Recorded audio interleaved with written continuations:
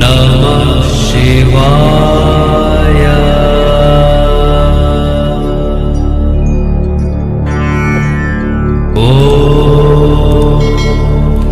नमः शिवाय।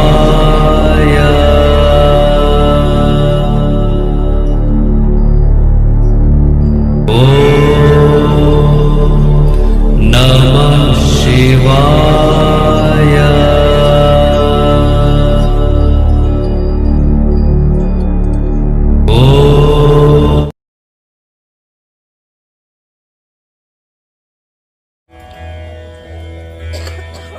गुरुर्ब्रह्मा गुरुर्विष्णु गुरुर्देव महेश्वरः गुरुर्साक्षात् परब्रह्म तस्मै श्री गुरवे नमः। ध्यानमूलं गुरुर्मूर्ति पूजामूलं गुरुपदं मन्त्रमूलं गुरुर्वाक्यं मोक्षमूलं गुरुर्कृपा। नागेन्द्रहाराय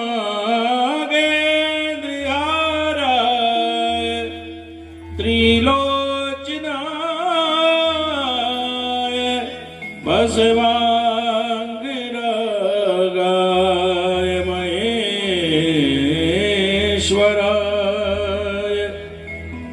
नित्याय शुद्धाय दिगंबराय तस्मै नकाराय नमः शिवाय। नमः शंभवाय च मय भवाय च नमः शंकराय च महेश्वराय च नमः शिवाय च शिवतराय च भवानी शंकरो वन्दे श्रद्धा विश्वासरूपिणो याभ्यां विना न पश्यन्ति सिद्धाः स्वान्तः स्तमीश्वरं नारायणं नमस्कृत्य नरं चैव नरोत्तमं देवी सरस्वतीं व्यासं ततो जयमुदीरये। कृष्णाय वासुदेवाय हरे परमात्मने प्रणतः क्लेशनाशवे श्री गोविंदाय नमो नमः। श्री गोविंदाय नमो नमः।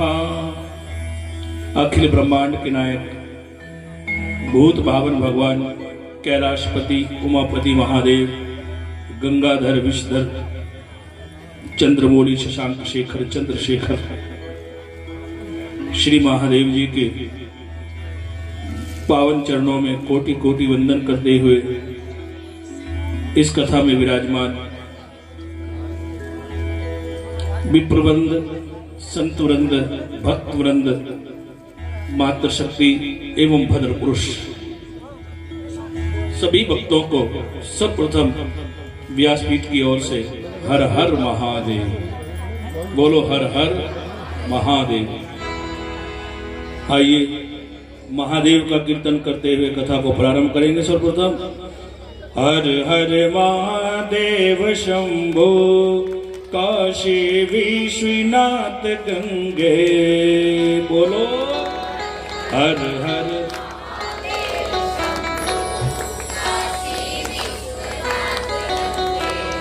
हर हर महादेव शंभो काशी विश्वनाथ गंगे हर हर महादेव महादेव शंभो काशी विश्वनाथ गंगे। हर हर महादेव शंभो काशी विश्वनाथ गंगे।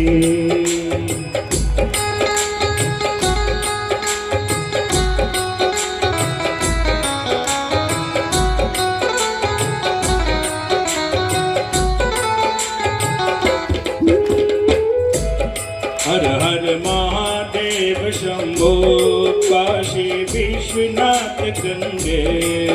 हर महादेव शंभो काशी विश्वनाथ गंगे। काशी विश्वनाथ गंगे काशी अमरनाथ गंगे। काशी विश्वनाथ गंगे काशी अमरनाथ गंगे। काशी विश्वनाथ गंगे काशी अमरनाथ गंगे। काशी विश्वनाथ गंगे काशी अमरनाथ गंगे। हर हर महादेव शंभो काशी विश्वनाथ गंगे। हर महादेव शंभो काशी विश्वनाथ गंगे।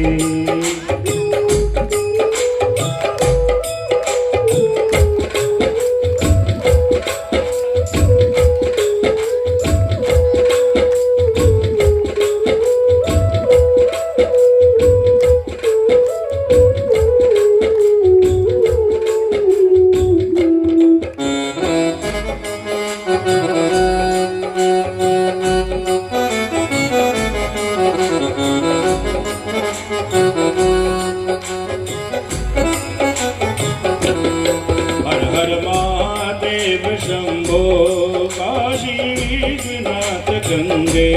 हर हर महादेव शंभो काशी विश्वनाथ गंगे। काशी विश्वनाथ गंगे काशी अमरनाथ गंगे। काशी विश्वनाथ गंगे काशी अमरनाथ गंगे। काशी विश्वनाथ गंगे काशी अमरनाथ गंगे। काशी विश्वनाथ गंगे काशी अमरनाथ गंगे। हर हर महादेव शंभो काशी विश्वनाथ गंगे। बोलो हर हर, बोलो हर हर। महादेव जी बैल पर बैठ करके आए। मानो कि एक सत संदेश दिया है कि अब जब विवाह होता है तो विवाह के बाद हम ग्रस्त धर्म में प्रवेश कर जाते हैं और यहां से एक हमारा कर्तव्य पथ प्रारंभ होता है जिसे कहते हैं धर्म। कौन सा धर्म? ग्रस्त धर्म। जिस समय महादेव जी ध्याने के लिए आए और द्वार पर पहुंचे, मां पार्वती की माता मैना आरती की थाली लेकर के दरवाजे पर खड़ी हुई थी। आज भी जब दूल्हा आता है ससुराल में प्रथम बार तो उसका किया जाता है आरता। ये आरता महादेव का भी हुआ। होती तो आरती ही है लेकिन उस समय उसका जो शब्द है वो बदल जाता है, कहने का तरीका बदल जाता है। कहते हैं आरता करना है। मैना आरते का थाल लेकर के द्वार पर खड़ी हुई थी। तब जैसे ही महादेव आए और आरता करने लगी तो आरते का थाल हाथ से छूट गया। कहते हैं यदि ऐसा होता है तो ये अपशकुन होता है, अशुभ होता है।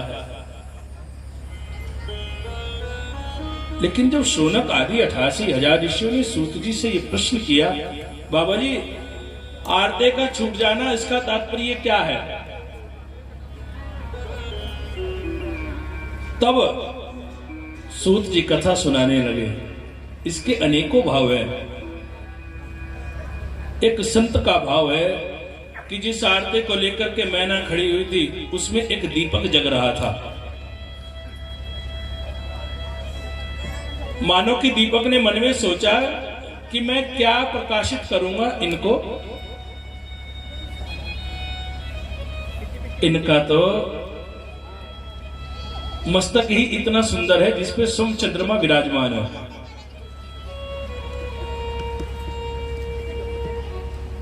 मानो कि जैसी आरता नीचे गिरा, दीपक ने अपने आप को समर्पित कर दिया।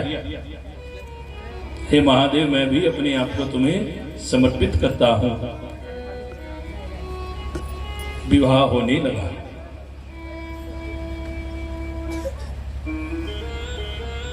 मंगलम भगवान विष्णु मंगलम गरुड़ध्वजा मंगलम पुंडरीकाक्षं मंगलाय तनो हरि मंगलाय तनो हरि। महादेव का सुंदर विवाह संपन्न हुआ।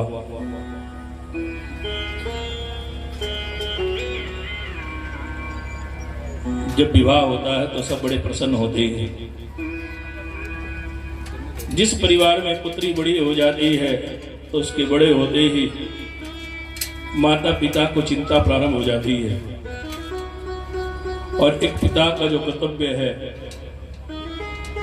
उसको पूर्ण करने के लिए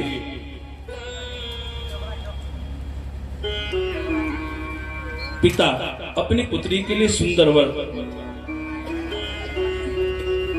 ढूंढकर उसके साथ अपनी पुत्री का विवाह कर देते हैं। सारा काम खुशी खुशी से होता है, लेकिन जब पुत्री को विदा किया जाता है तो सबके नींद अश्रुपूर्ण हो जाते हैं। आज माता मैना पार्वती को विदा कर रही है और बड़ा सुंदर सदुपदेश दिया। कहा, पुत्री, आज मेरा एक मंत्र अपने जीवन में ग्रहण कर लेना। क्या? पुत्री, मेरी यही आपके लिए शिक्षा है। आज से तुम एक नए परिवार में प्रवेश कर रही हो। ऐसे परिवार में हमारी पुत्री प्रवेश करती है जिस परिवार को कभी देखा नहीं, जिस गांव को कभी देखा नहीं, जिसके रिश्तों को, जिसकी परंपराओं को कभी हमने जाना नहीं। ऐसे अनभिज्ञ परिवार में जब पुत्री जाती है तो वहां अपने आप को सेटलमेंट करना बड़ा कठिन होता है, क्योंकि सबके अपने परिवार के रूल अलग अलग हैं।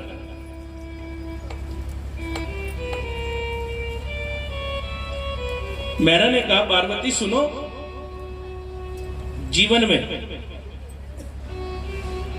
जब विपत्ति आ जाती है तो 4 चीजों की परख होती है पुत्री। धीरज धर्म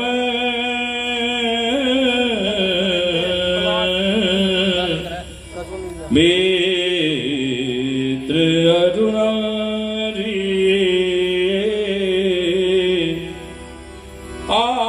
आपत्तिकाल परख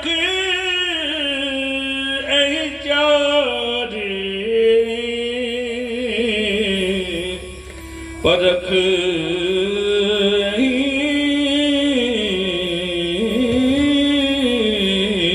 चरी।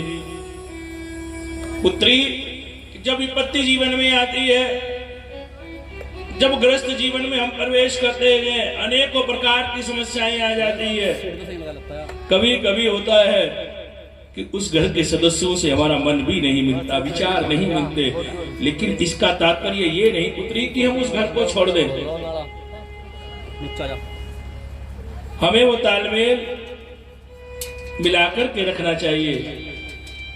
धीरज धर्म मित्र अरुणारी आपत काल परख अहि चारी। और धर्म पत्नी की परख विपत्ति काल में होती है। जब सुख होता है तो हम अपने पति के साथ रहें। लेकिन सच्ची धर्म पत्नी पतिव्रता तो वो है, यदि विपत्ति भी आ जाए तो अपने पति को छोड़कर ना जाए, क्योंकि समय का कुछ पता नहीं होता। जब हम पुत्री का रिश्ता करते हैं, प्रत्येक माता पिता अच्छे से अच्छा वर ढूंढते हैं, यही सोचकर अपनी पुत्री का विवाह करते हैं कि यहां हमारी पुत्री सुखी रहेगी, इसके जीवन के सुख के समस्त संसाधन यहां उपलब्ध है। लेकिन कल शादी होने के बाद कौन राजा बने और कौन रंक बने ये कोई नहीं जानता। क्या सीता की कथा नहीं जानते हम? जब सीता का विवाह हुआ, जैसी जनक की पुत्री थी ऐसे ही रघुवंश की पुत्र वधू थी। रघुवंश कुल में विवाह हुआ सीता जी का, और पति कौन थे? श्री राम जी। ससुर कौन है? दशरथ जी, इक्ष्वाकु वंश। ऐसे राजघराने में सीता जी का विवाह हुआ। लेकिन शादी के बाद सीता जी का पूरा जीवन चरित्र ही बदल गया।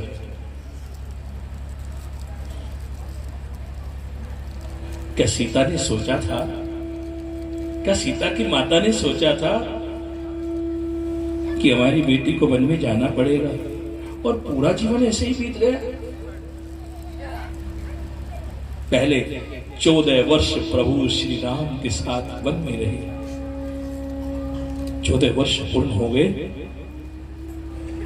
14 वर्ष पूर्ण होने के पश्चात प्रभु श्री राम जी आए, अयोध्या के राजा बने। लेकिन सीता जी को फिर भी सुख नहीं मिला। कई बार जो माताएं बैठी हैं, बहनें बैठी हैं, वो कभी कभी अपने मन में आत्मग्लानि करती हैं, हमारा विवाह उस दिन से हमें सुख नहीं मिला। तुम अपने सुख को ढूंढ रही हो, सीता जी को देखो ना। क्या सीता जी को सुख मिला? राम जी तो राजा भी बन गए, लेकिन सीता जी को फिर दोबारा से वन में जाना पड़ा और एक ऋषि के आश्रम में जीवन व्यतीत करना पड़ा। बताइए उस ऋषि का नाम क्या था? महर्षि वाल्मीकि जी। श्री राम जी को बड़ा सुंदर चरित्र लिखा महर्षि वाल्मीकि जी ने।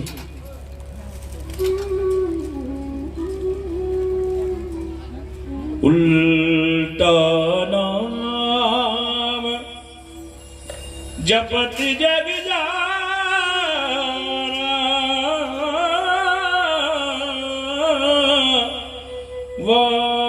वाल्मीकि भय ब्रह्म समान।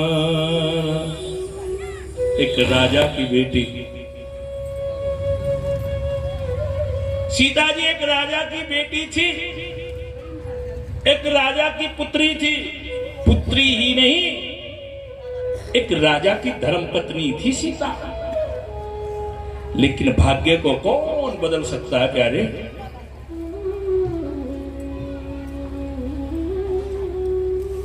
पूरा जीवन महर्षि वाल्मीकि जी के आश्रम में पूर्ण हुआ। धूप छाव रंग बदलना, संसार की तस्वीर का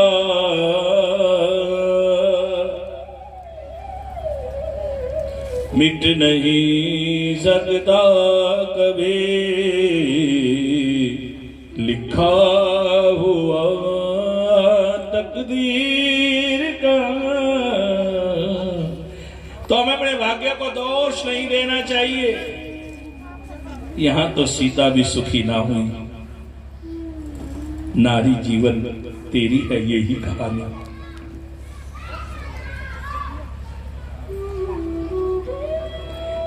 लगता है नारी का तो जन्म ही संसार में दुख सहन करने के लिए हुआ है।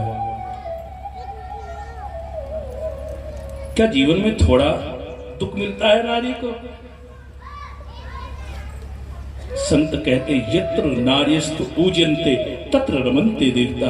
जिस घर में नारी की पूजा होती है, नारी का सम्मान होता है, नारी का सत्कार होता है, वहां देवता निवास करते हैं।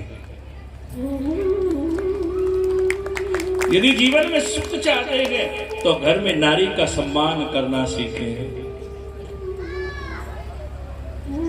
लक्ष्मी अपने आप आएगी। सबसे पहले लक्ष्मी ही हमारे घर की हमारी धर्म पत्नी, उसका सम्मान करें। जीवन पर्यंत पत्नी क्या चाहती है? सबसे पहले पत्नी को चाहिए सम्मान। यदि प्रेम से,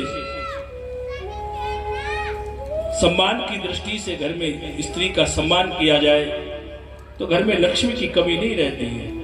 आज यही सुंदर सदुपदेश दिया पार्वती की माता मैना ने। पुत्री, जीवन में कभी ऐसा कार्य मत करना कि जिससे हमारे माता पिता को अपमान, अपयश सहन करना पड़ेगा। डोली में बैठी हैं पार्वती जी। कितना सुंदर स्वरूप है मेरे महादेव का जब आएंगे बिहाने के लिए।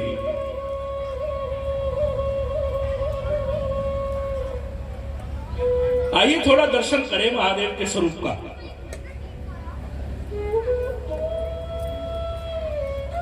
मस्तक पे है चंद्रमा, और चंद्रमा भी जब हम ध्यान से देखते हैं उसमें भी थोड़ा सा काला काला निशान है। महादेव जी कहते हैं कि जीवन में हर परिस्थिति में जीना सीखो। संसार में आए हैं तो मान भी मिलेगा, अपमान भी मिलेगा। इस दोनों को ही हमें धारण करना पड़ेगा। मुझे देखो, मैंने चंद्रमा को धारण किया। ये शीतलता तो प्रदान करता है, लेकिन ये थोड़ा काला भी है।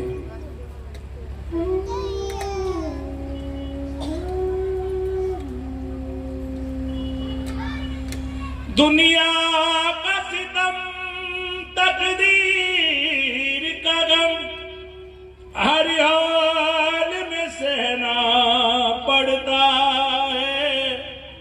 शिकवे बिजुब पर होते हैं, खामोश भी रहना पड़ता है। कभी कभी जीवन में ऐसी परिस्थिति आती है, हम कहकर भी किसी को कुछ कह नहीं पाते। यही तो जीवन है।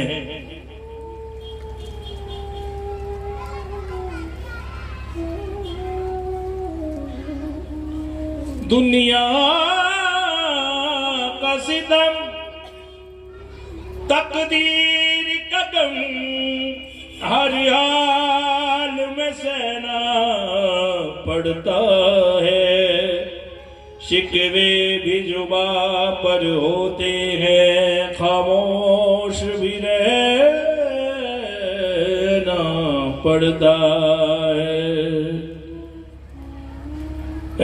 शोक सितारे झूम नहीं,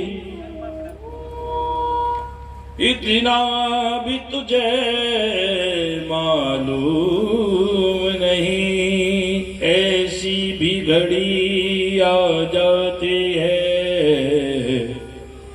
जब चांद को कहना पड़ता है। हर परिस्थिति में सुखी रहना सीखो।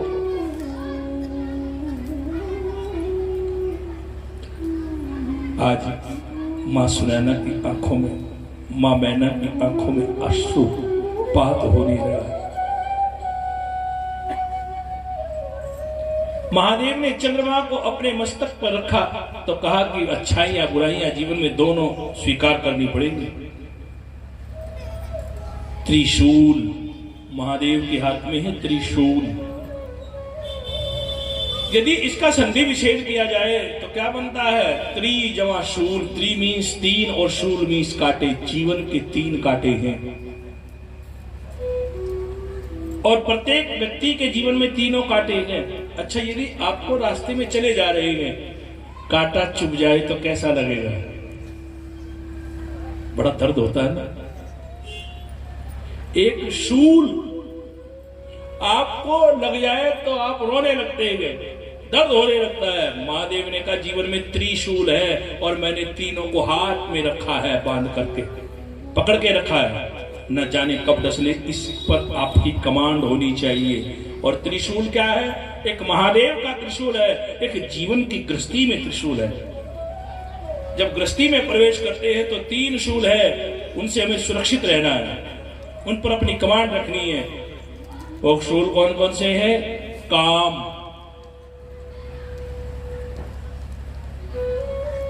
ये काम जीने नहीं देता।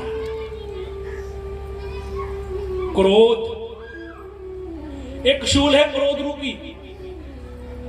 किसी से पूछा कि जीवन में अग्नि से भी तेज कौन है, तो कहा अग्नि से भी ज्यादा तेज है क्रोध। जब व्यक्ति को क्रोध आता है ना, उस सब कुछ भूल जाता है। गृहस्थी में प्रवेश करो तो सबसे पहले क्रोध पर अपनी कमांड करो। यदि क्रोध पर आपकी कमांड नहीं है तो गृहस्थ बिगड़ जाएगा। आप ये ना सोचो यदि पत्नी है तो पति पत्नी के अकॉर्डिंग विचारों का मिलेगा, ये कंफर्म नहीं है। और यदि पति सोचता है तो उसकी पत्नी जो घर में आएगी वो उसके विचारों की आएगी, ये भी कंफर्म नहीं है। ये तो शादी के बाद ही पता चलता है। आज जब हम गुड़िया देखने के लिए जाते हैं, सबके घर में बच्चे हैं, तो हम कहते हैं भाई बेटी देखेंगे एक बार। क्या देखते हैं? क्या देखा आपने? जिस दिन देखने के लिए जाते हैं बहू को, लाखों रुपए खर्च करके आ जाते हैं, मांग भराई होती है। क्या देख कर आते हो? क्या पढ़ लिया आपने इसके अंदर? क्या देख लिया उसका? केवल आप देखते हैं उसकी डिग्रियां, इसकी क्वालिफिकेशन क्या है, और दूसरे देखते हैं आप उसका रूप। यदि दोनों चीजें आपके अकॉर्डिंग मिल गई, उसका रूप अच्छा है, वो सुंदर है, और उसकी क्वालिफिकेशन आपको अच्छी लगी आपके अकॉर्डिंग, तो हम डन कर देते हैं। लेकिन क्या आपने उसे परखा? वास्तविकता में वो केवल तन से सुंदर है या मन से भी सुंदर है? बस देखा, डन किया, आगे पता चला कि जब शादी होती है अभी 1 हफ्ता भी नहीं हुआ है और कोर्ट में मुकदमा शुरू हो गया। क्या करोगे ऐसी सुंदरता का? फिर कहेंगे अरे हमें क्या पता था, हम तो इसके रूप पर मर गए, इसकी सुंदरता देखकर हम पागल हो गए।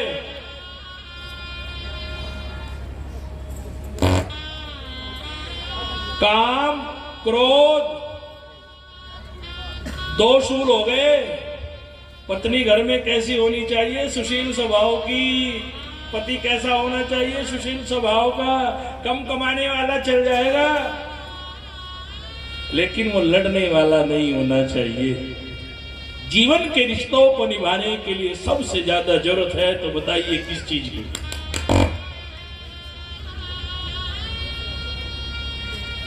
आपसे प्रश्न करता हूं मैं, जीवन को रिश्ते, जो जीवन के हमारे रिश्ते हैं, इनको निभाने के लिए सबसे ज्यादा किस चीज की आवश्यकता होती है? कोई बताएगा?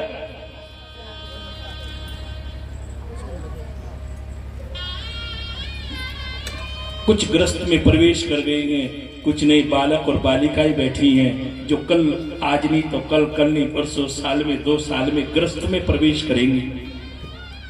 कुछ बच्चे बैठे हैं, साल में 2 साल में उनकी शादी होगी और गृहस्थ जीवन शुरू होगा। तो गृहस्थ में सबसे ज्यादा रिश्तों को निभाने के लिए किस चीज की आवश्यकता है? बताइए। कैसे बनेगा गृहस्थ सुखी कैसे रहेंगे? क्या आवश्यकता है? प्रेम की, प्यार की। लेकिन हम रिश्तों में प्यार बनाना चाहते हैं, बने या ना बने, लेकिन विचार करो जो प्रेम करके, प्यार करके शादी कर लेते, क्या वो सुखी है? प्यार। हम शादी के बाद प्यार का रिश्ता बनाना चाहते हैं, बने या ना बने, लेकिन जो प्यार का रिश्ता बनाकर ही शादी करते, जिसे कहते हैं आज के समाज में लव मैरिज, तो क्या वो सुखी हैं? प्यार तो उनसे ज्यादा नहीं है ना।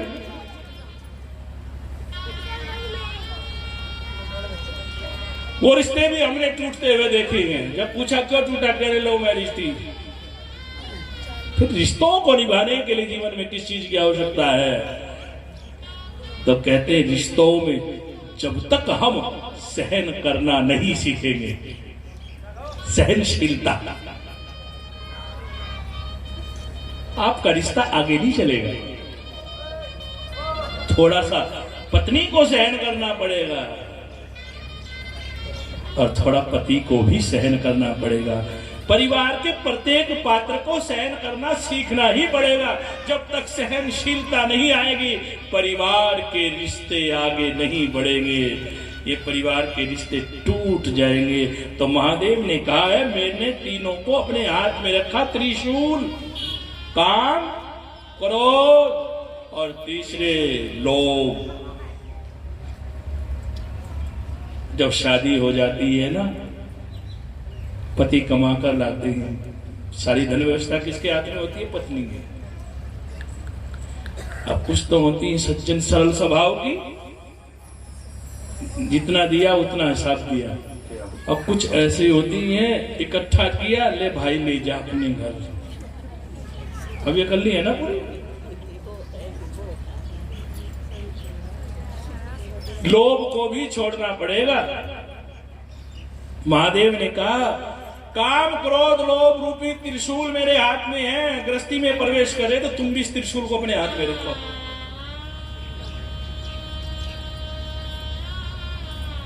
जब भगवान विष्णु जी के मंदिर में जाते हैं, लक्ष्मी नारायण के मंदिर में जाते हैं, तो लक्ष्मी नारायण के मंदिर में भगवान के गले में कौन सी माला मिलेगी? मणियों की, हीरो की, सोने की, चांदी की माला।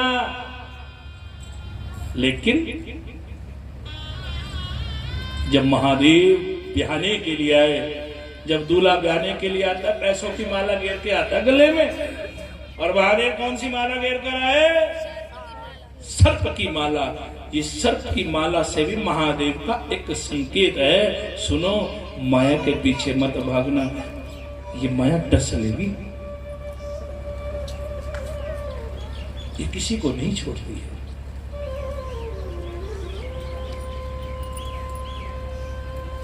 आज का दूल्हा जब सज कर जाता है, अपने तन को सौंदर्य प्रसादों से सजाता है। मैं ससुराल जा रहा हूं, पहली बार जब ब्याहने के लिए जाता है तो अच्छे से सुंदर से ब्यूटी पार्लर में जाकर के सजता है। महादेव जी ने अपने आप को सजाया, महादेव को भी सजाया गया था। किसने सजाया था? शुक्र शनिचर ने। कहा लेकर गए थे? महादेव को भी ले गए ब्यूटी पार्लर में। कौन सा ब्यूटी पार्लर था जानते हो आप?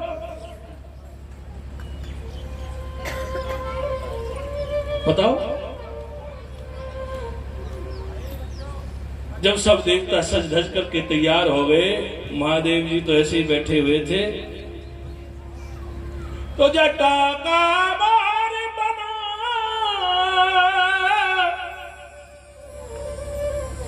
मुंडों की माला ले ली, जो वस्त्र ना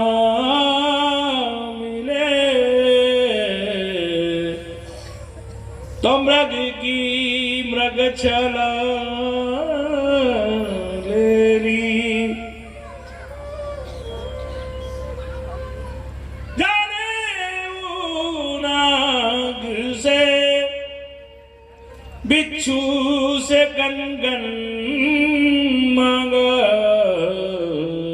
पेड़ों से भोलेनाथ ने चंदन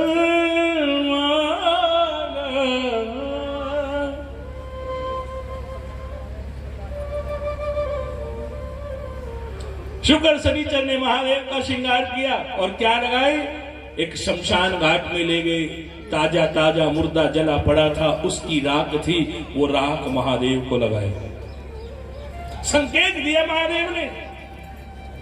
अरे सज धज कर चलने वालों सुन लो, ज्यादा मत इतराया करो, क्योंकि एक दिन ये काया मिट्टी में मिल जाएगी, सब कुछ यही रह जाएगा, कुछ साथ नहीं जाएगा। तेरे हाथों की कठपुतली हूँ, तेरे हाथों का हूँ झुनझुना। वास्तविकता तो यह है, भगवान के हाथ की कठपुतली है, झुनझुना है, वो जैसे चाहे बजाए और जब चाहे दौड़े हैं। तेरे हाथों की कठपुतली, बोलो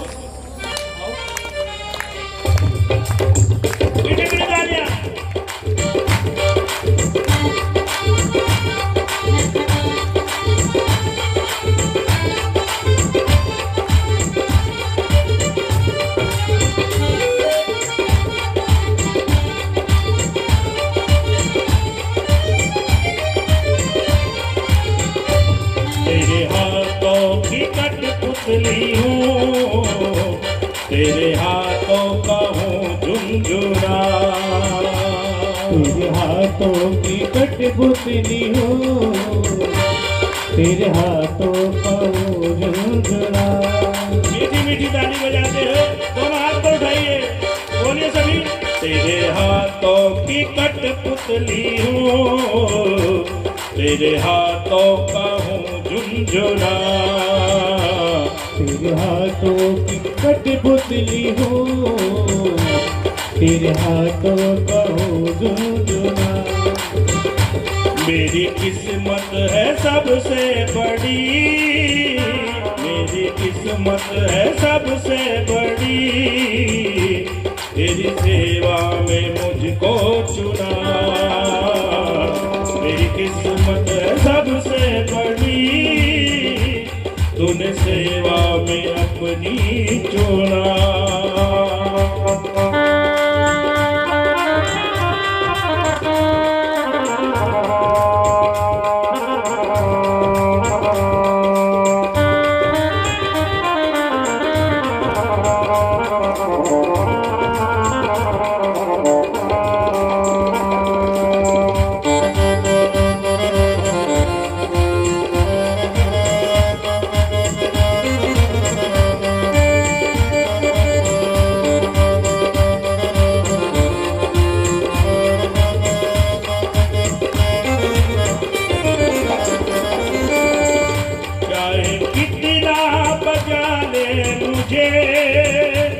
चाहे कितना नचा ले मुझे, चाहे कितना बजा ले मुझे, चाहे कितना नचा ले मुझे, चाहे कितना हंसा ले मुझे, चाहे कितना रुला ले मुझे, जानता हूँ तू देता मुझे, जानता हूँ तू देता मुझे, मेरी किस्मत से भी 100 गुना।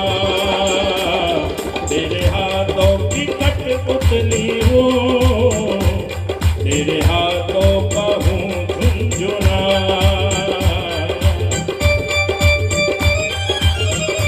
ताली बजाते हैं।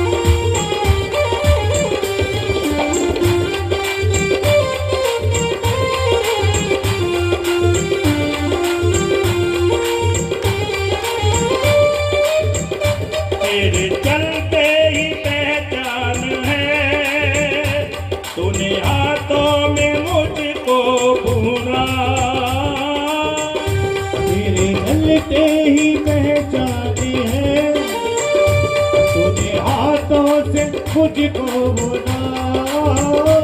मैं जहाँ भी रहूं सब कहे आ गया भोले का झुंझुना।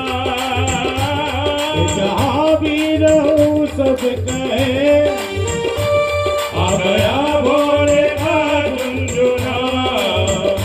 तूने हरदम यही है कहा, तूने हरदम यही है कहा। क्यों फिक्र करता हूँ मैं हूँ ना, तेरे हाथों की कठपुतली हूँ, तेरे हाथों का हूँ झुंझुना।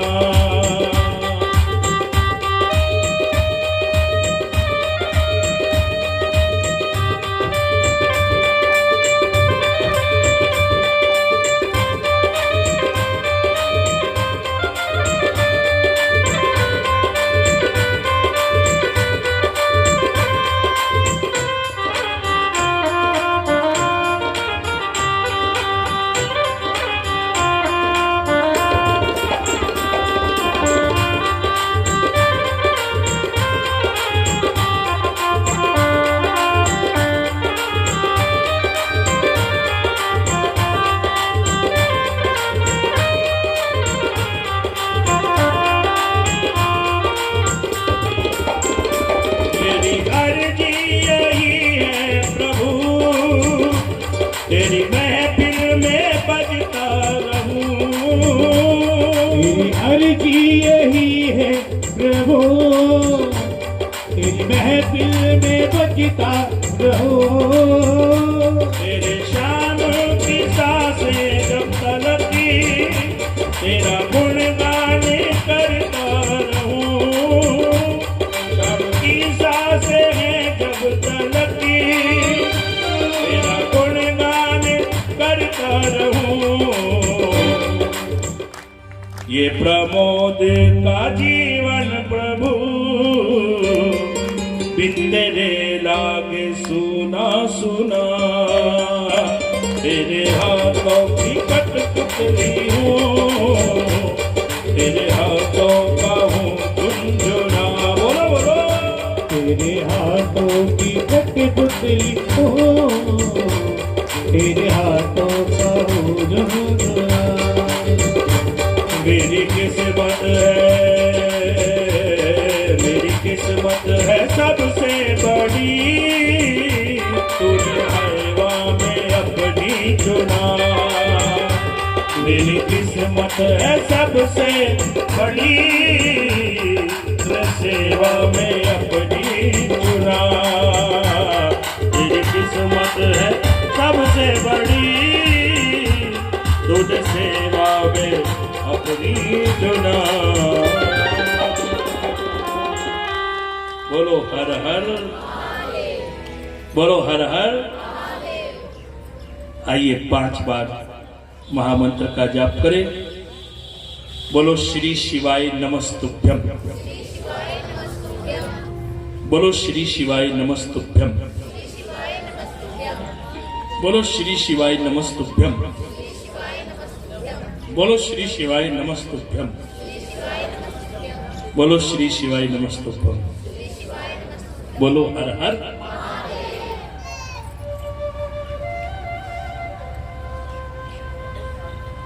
नमामि शमीशान निर्वाणरूपं विभुं व्यापकं ब्रह्मवेद्य स्वरूपं।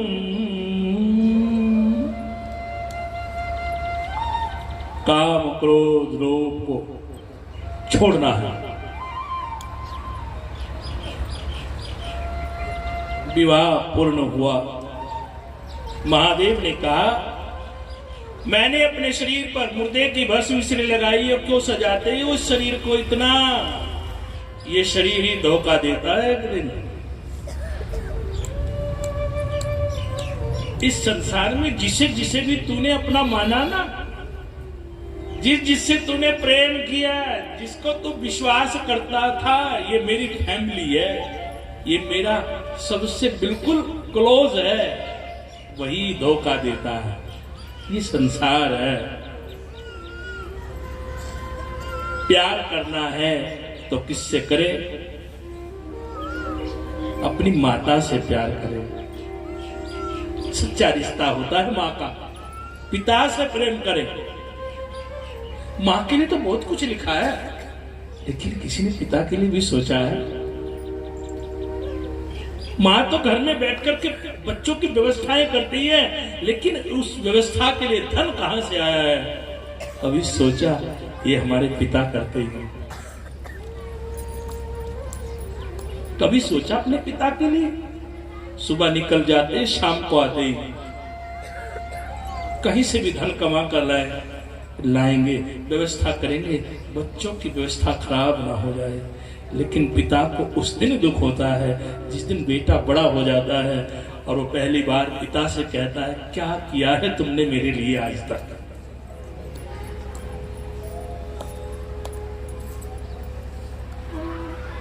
एक संत ने लिखा है, जब तक झुर्रियों भरे हाथ मेरे सिर पे, जब बेटा जवान हो जाता है ना, तो कहीं ना कहीं पिताजी वृद्ध अवस्था की ओर प्रवेश करने लगते हैं। एक आता है, एक जाता है। एक का जीवन जाने के लिए तैयार हो रहा है और एक पुत्र है जिसका आने का समय हो रहा है, उसका जीवन शुरू होता है। पिता के लिए भी सोचा करो, क्योंकि आपका अभिमान, आपका स्वाभिमान, आपका रहना, आपका सहना, आपका खाना, आपका पीना, ये सारी व्यवस्था पिता करते ही नहीं। जब तक झुर्रियों भरे हाथ मेरे सिर पे है, मेरी जिद जिंदा है, मेरा रवाब जिंदा है। जब तक झुर्रियों भरे हाथ मेरे सिर पे हैं, मेरी जिद जिंदा है, मेरा रवाब जिंदा है। मुसीबत कितनी भी आ जाए कोई गम नहीं, मुसीबत कितनी भी आ जाए कोई गम नहीं, क्योंकि अभी मेरा बाप जिंदा है। कितनी भी बड़ी गलती करके आ जाए, एक बार पिताजी को आके हमने बोल दिया ना, पिता गलती हो गई, पिता कहते तू चिंता ना कर, मैं हूं ना। एक पिता चिंता करता है और एक करता है परम पिता। पिता तो इस संसार में चिंता करेंगे आपकी, लेकिन परम पिता महादेव वो यहां भी चिंता करते हैं, वहां भी चिंता करते हैं। तो आज जब पार्वती को विदा किया ना, मैना ने कहा, बेटी आज से तुम्हारे ऊपर 2 कुल की जिम्मेदारी है। आज से अपने पिता के कुल का भी ध्यान रखना और जिस घर में जा रही हो उस कुल का भी ध्यान रखना। यदि गलत चलते हैं शादी के बाद या शादी से पहले, दोनों ही स्थिति में पिता का नाम गंदा होता है, गांव का नाम गंदा होता है, कुल का नाम खराब होता है। और शादी के बाद यदि खराब जीवन हमारा रहा, हम ठीक ना रहे, तो क्या कहेंगे, भैया किस घर की बहू है, किस गांव की बहू है? तब भी घर का नाम भी बदनाम, गांव का नाम भी बदनाम। ऐसा काम जीवन में ना करें जिससे हमारे कुल, हमारे परिवार, हमारे गांव की मर्यादा समाप्त हो जाए। एक बार भी गलत चलते हैं ना, तो गांव का भी नाम गंदा होता। कहाँ की है? चुनेटी से है, नहीं है तो कहीं भी। अपने जीवन में मर्यादाओं का पालन करना सीखें। कथा केवल नाचना, गाना, भजन सुनना यही नहीं है। हम संस्कारों को अपने जीवन में उतारें। महादेव जी का विवाह हो गया, पार्वती जी आ गई और आज कैलाश पर्वत पर महादेव बैठे हैं और पार्वती जी बैठी हुई हैं। जब बारात विदा हो जाती है ना तो सब बाराती गाड़ी में बैठ करके चलते हैं जहां से बारात आई थी। लेकिन घर तक आते आते जो बाराती रास्ते के होते हैं गाड़ी में से उतर लेते हैं, मानो कि यहां से आपकी बारात चली गई घाटड़ा। सुना ना आपने घाटड़ा? तो जब उधर से बाराती वापस आ गए ना, जो रास्ते में गांव पड़ते हैं ना, वहां उतरना शुरू हो जाते हैं। कोई मनानी का है तो मनानी उतर जाएगा, कोई चंदनपुर का है चंदनपुर में उतर जाएगा, फिर आगे कोई कंकरपुर का वो भी उतर जाएगा वहां के लिए। और चलो भैया कोई ननदी का भोजी का जाए का भी है। उतरते उतरते उतरते उतरते जब तक गांव में बारात आती है तो गाड़ी में कितने लोग रह जाते हैं? गांव के 2-4 लोग। तो जब महादेव जी वापस आए ना शादी के बाद पार्वती के साथ, जितने भी बाराती थे ना सब रास्ते में ही उतर लिए, कह लिए अच्छा अरे हम थोड़ा बिजी हैं, थोड़ा और भी वक्त देखना है। आजकल की बारात में कितने बाराती जाते हैं बताओ? आपके गांव में ज्यादा से ज्यादा कितने बाराती आए हैं आज तक किसी बारात में, किसी तकड़े आदमी के यहाँ? 200-400 आए हैं इतने? ज्यादा 1000 बाराती। पहली बात तो होते नहीं 1000 बाराती।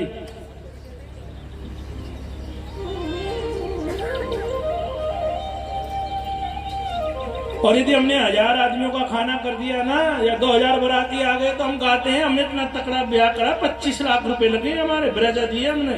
ऐसी बात ना करो।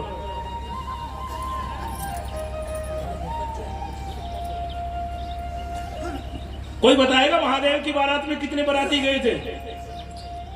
हम बताएंगे। हम 100-250-1000 आदमी बुला करके अहंकार करते हैं, अरे हमने इतनी तकड़ी शादी कर दी। जब महादेव जी ब्याहने के लिए गए थे तो कितने बाराती लेकर गए थे? कोई बताए? फिर हम बताएंगे प्रमाण के साथ। अच्छा ये बताइए कितनी योनियां हैं? जब शास्त्र पढ़ते हैं कितनी योनियां हैं? ये शरीर कब मिलता है? 84 लाख योनियां हैं। सारी योनि भोगने के बाद जो अंतिम योनि है 84 लाख योनियों में, वो है पुरुष की योनि, इंसान की योनि, ये मिलती है। तो जिस समय महादेव जी बारात लेकर के गए तो महादेव जी ने डमरू बजा दिया और कहा मानो कि अल्टीमेटम दे दिया, अरे चलो बारात में। तो ऐसा लिखा है कि जिस समय महादेव जी बारात लेकर के चले, सोचा भाई किसी भी योनि का कोई व्यक्ति नाराज ना हो जाए, कोई प्राणी नाराज ना हो जाए। तो सबसे कहा कि जितनी संसार में योनियां है ना, अपनी अपनी योनि का एक सदस्य हमारी बारात में भेज दो। कितने बाराती हो गए?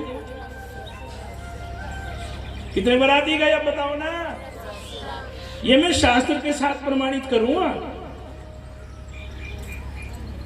आप भी पढ़ लेना कभी जाकर के, मैंने पढ़ा है।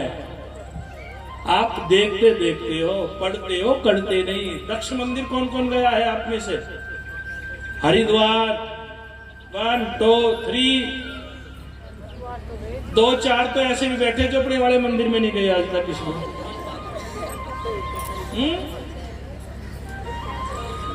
चलो अब की बार जाना दक्ष मंदिर, जो सती का मंदिर है कनखल में, तो वहां आज भी जब आप दर्शन करते हैं वहां मंदिर में, तो वहां की दीवार पर देखना, वहां लिखा हुआ है आज भी कि ये वो स्थान है जहां सृष्टि के 84 लाख योनि के जीव शिव की बारात में आए थे। आइए कीर्तन करते हैं, तब तक महाराज जी आते हैं, उसके बाद आगे की कथा सुनाऊंगा आपको।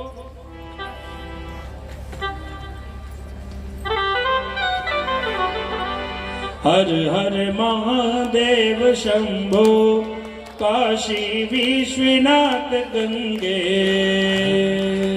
आइए ना, बोलो ना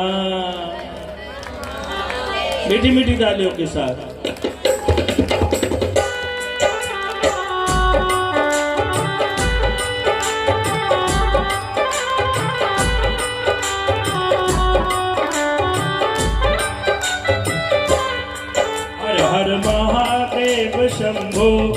काशी विश्वनाथ गंगे। हर हर महादेव शंभो काशी विश्वनाथ गंगे। बोलो ना मीठी मीठी तालियों के साथ। हाँ, हर हर महादेव शंभो काशी विश्वनाथ गंगे। हर हर महादेव शंभो काशी विश्वनाथ गंगे।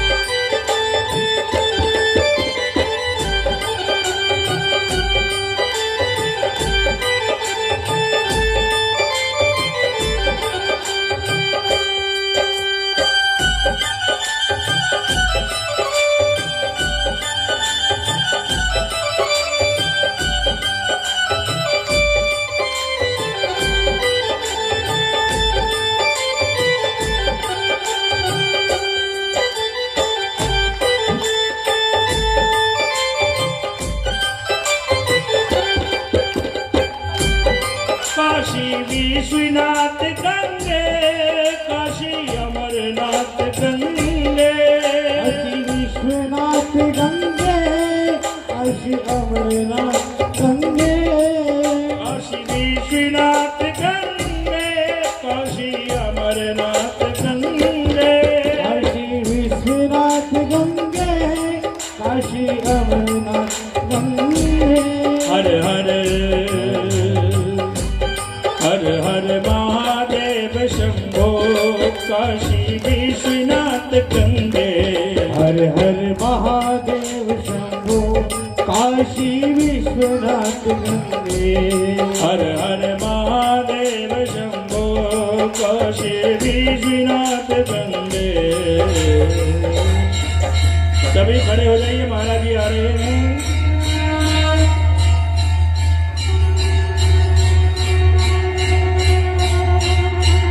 बोलो श्री शिवपुत्र जी महाराज की जय। बोलो श्री शिवपुत्र जी महाराज की जय। बोलो श्री शिवपुत्र जी महाराज की जय। बोलो श्री शिवपुत्र जी महाराज की जय।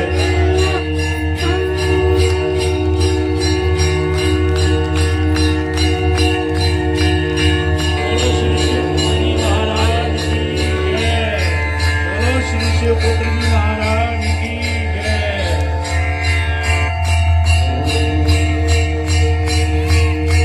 बोलो हर हर महादेव।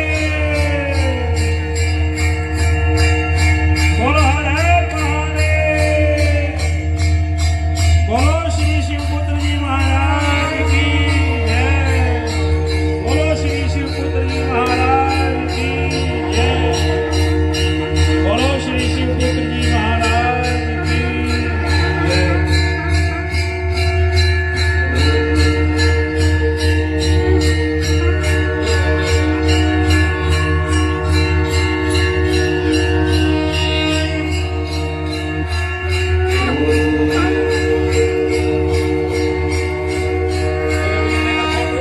हाँ जी आएंगे जाएंगे वहाँ खड़े तो थे आप। हाँ आ जाओ खड़े पीछे से। बोलो हर हर महादेव। महाराज जी हमारे मध्य में आ चुके हैं। आपका पदार्पण हो गया है। आज के यजमान द्वारा महाराज जी का तिलक होगा, स्वागत होगा। ये तब तक एक भजन गाते हैं।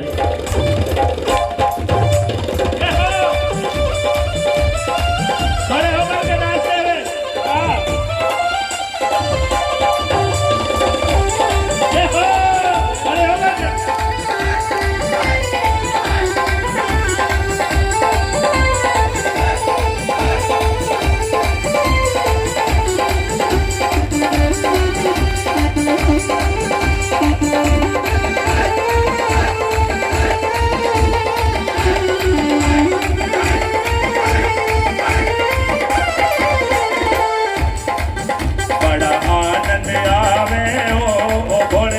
सत्संग में बड़ा आनंद आवे हो दोनों हाथ भोले उठा के तेरे ताली सत्संग बजाते हैं। में।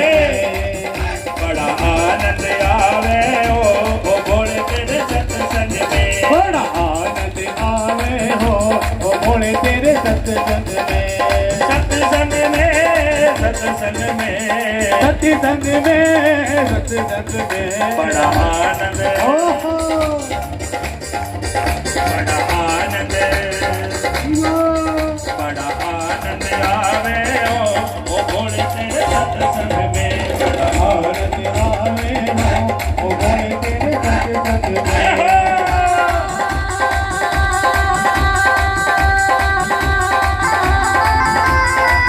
खड़े होकर के नाचते हैं।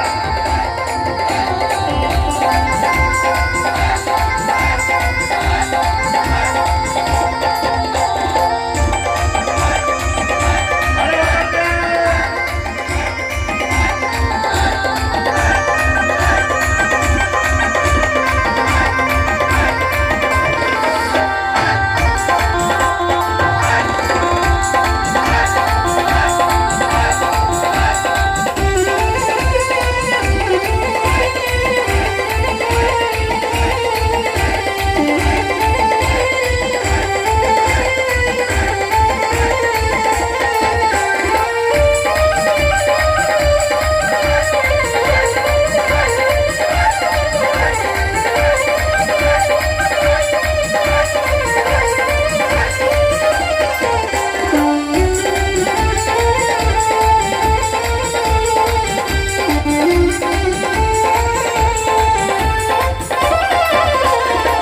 जो सत्संग में पहले आवे जो सत्संग में पहले आवे उसनु सत्संग पूरा पावे उसनो सत्संग पूरा पावे। जो सत्संग में पहले आवे जो सत्संग में पहले आवे उसनु सत्संग पूरा पावे उसनो सत्संग पूरा पावे। वो तो मौज उड़ावे ओ भोले तेरे सत्संग में वो जुड़ावे हो भोले तेरे सत्संग में। बड़ा आनंद आवे ओ भोले तेरे सत्संग में आनंद आवे हो भोले तेरे सत्संग में।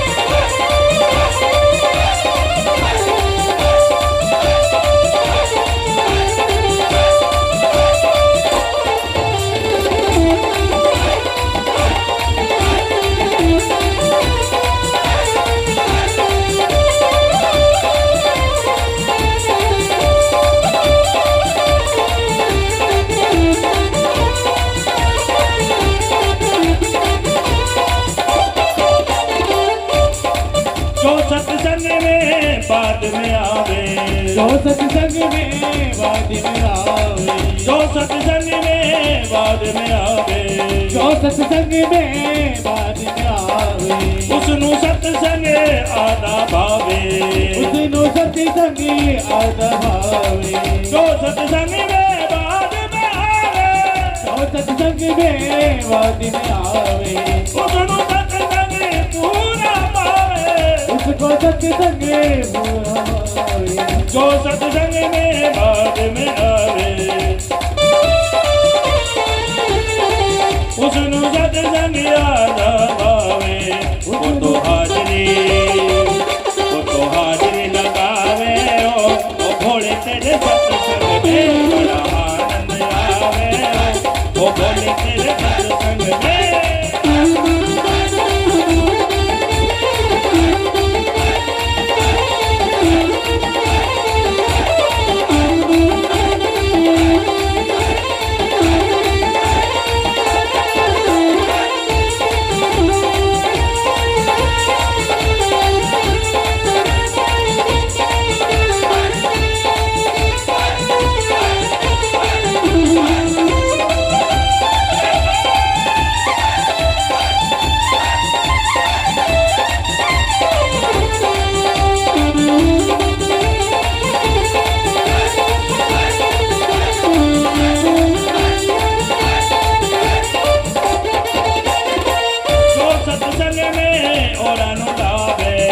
सत्संग में और न लावे, जो सत्संग में और न लावे, जो सत्संग में और न लावे, जो सत्संग में और न लावे, जो सत्संग में और न लावे, उसने शिव की महिमा गावे, उसने शिव की महिमा पावे, वो तो भव से पार हो जावे, वो भोले तेरे सत्संग में आनंद आवे, ये हो।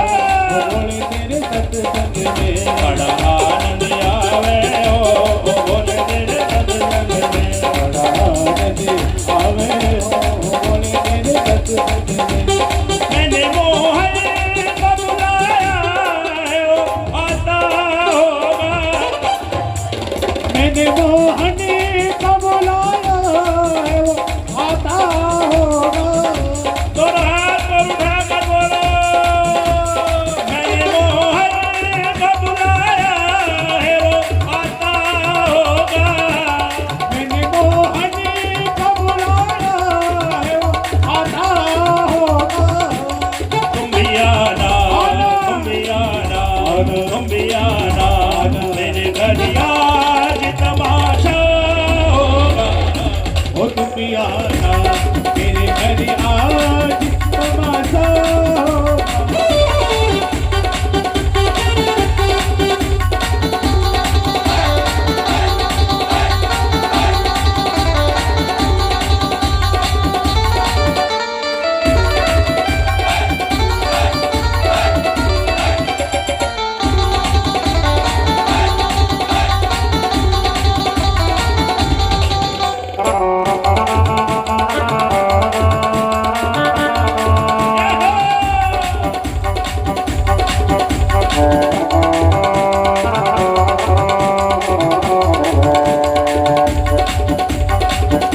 प्यार झूठा सही दुनिया को दिखाने आजा, प्यार झूठा सही दुनिया को दिखाने आजा।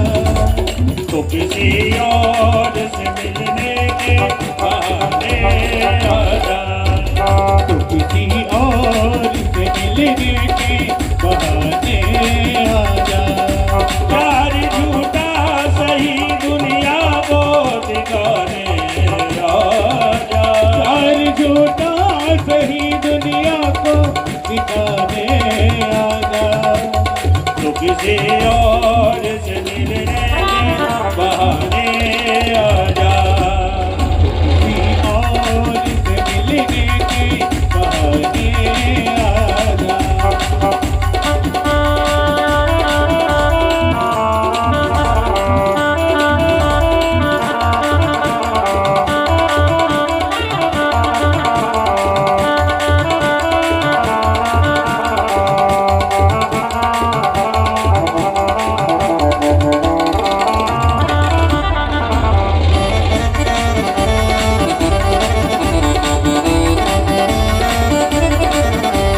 मैंने कब तुमसे कहा था कि मुझसे प्यार करो, मैंने कभी तुमसे कहा था कि मुझे प्यार करो। मैंने कब तुमसे कहा था कि मुझसे प्यार करो, मैंने कभी तुमसे कहा था कि मुझसे प्यार करो। प्यार कर तुम,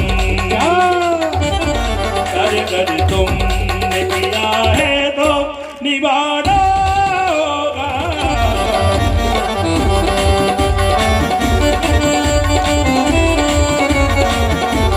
मैंने मोहन को बुलाया है वो आता होगा, मैंने मोहन को बुलाया है, वो आता होगा। दोनों हाथ ऊपर उठा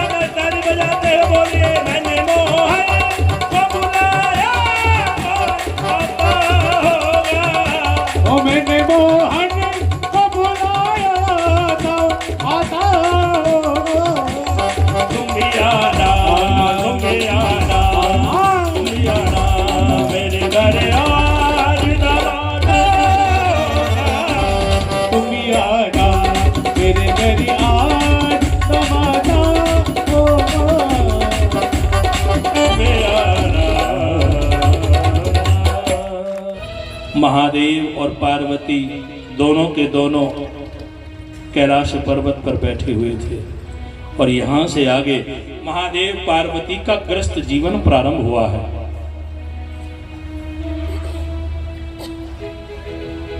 दोनों बैठे हुए हैं। एक राक्षस था तारकासुर। क्या नाम था? तारकासुर। तारकासुर ने ब्रह्मा जी को प्रसन्न किया था और मांगा था कि मेरा वध यदि हो तो महादेव के पुत्र के हाथों से हो। तारकासुर जानता था कि महादेव कभी भी विवाह नहीं करेंगे और जब महादेव का विवाह नहीं होगा तो पुत्र नहीं होगा और जब महादेव का पुत्र नहीं होगा तो मेरी कभी भी मृत्यु नहीं होगी। और जब सब देवता तारकासुर के भय से परेशान हो गए तो सब देवताओं ने महादेव से आग्रह किया था आप विवाह करो, क्योंकि जब ग्रस्त धर्म निभाओगे तो घर में संतान की प्राप्ति होगी और उससे देवता सब भय रहित हो जाएंगे। आज वो समय आया, देवता आए महादेव के पास और महादेव से कहने लगे महादेव जब तक आपका पुत्र नहीं होगा तब तक तारकासुर की मृत्यु नहीं होगी। अब सोचने लगे महादेव, सब देवताओं ने विचार किया कि कौन है संसार में जो महादेव के पुत्र को जन्म देगा।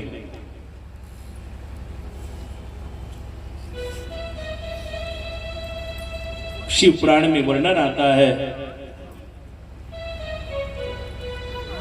अग्निदेव कहने लगे कि महादेव के ओज को मैं धारण करूंगा।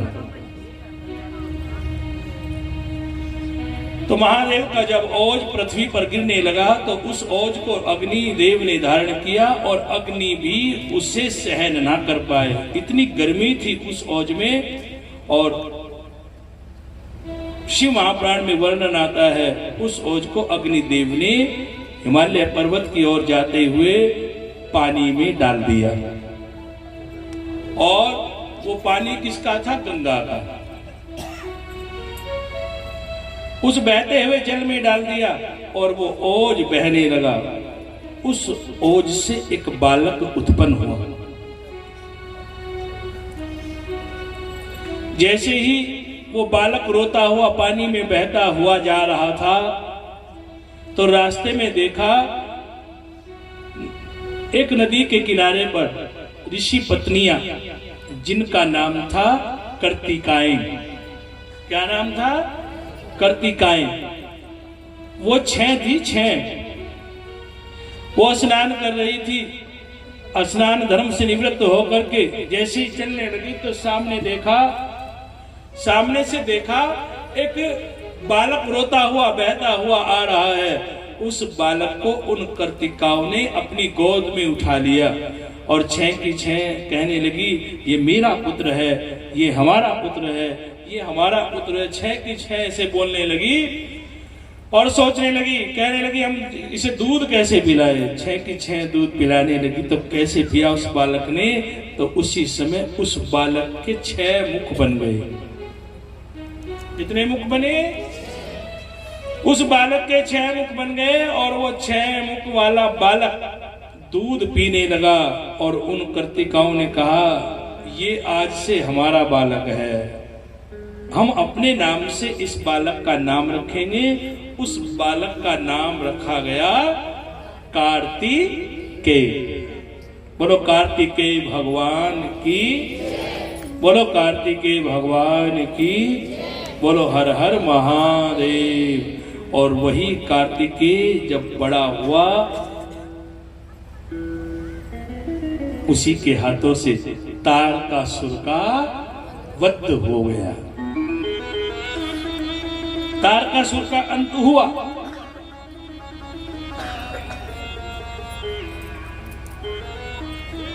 एक दिन की बात है,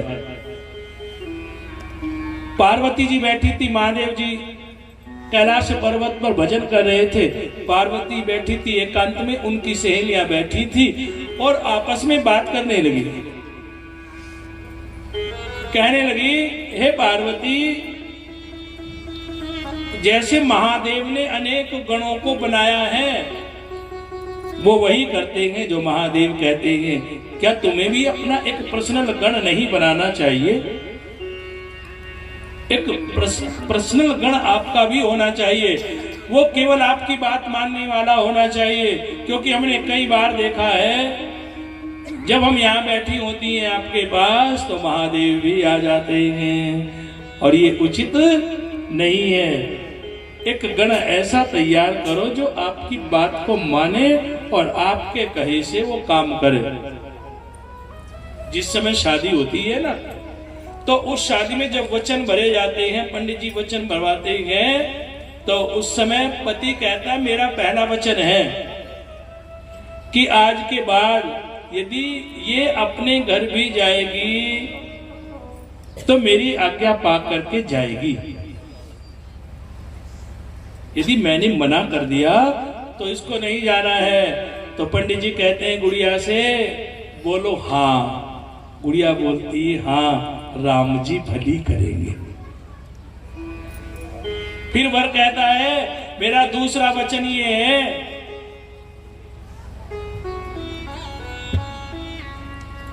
मैं जब अपने दोस्तों के साथ कहीं बैठा हुआ हूं, वार्ता कर रहा हूं, तो उस समय ही हमारे पास वहां ना आए। तो कन्या कहती है, हाँ जी। पंडित जी कहते, राम जी भली करेंगे। अब कन्या का भी वचन है। शादी में कन्या भी फिर कहती है, पंडित जी कहते हैं, भाई बताओ, कन्या का पहला वचन है, बाम अंग जब आएगी, पहला वचन ये है कि आज के बाद तुम कहीं मंदिर में, घर में, परिवार में कहीं भी कोई दान करोगे, कुछ धन दोगे, तो मेरी इच्छा के विरुद्ध नहीं दोगे। जब मैं कहूंगी तब आप वो कार्य करोगे। तो उस समय वर कहता है, हाँ जी। पंडित जी कहते, राम जी भली करेंगे। दूसरा वचन मेरा ये है,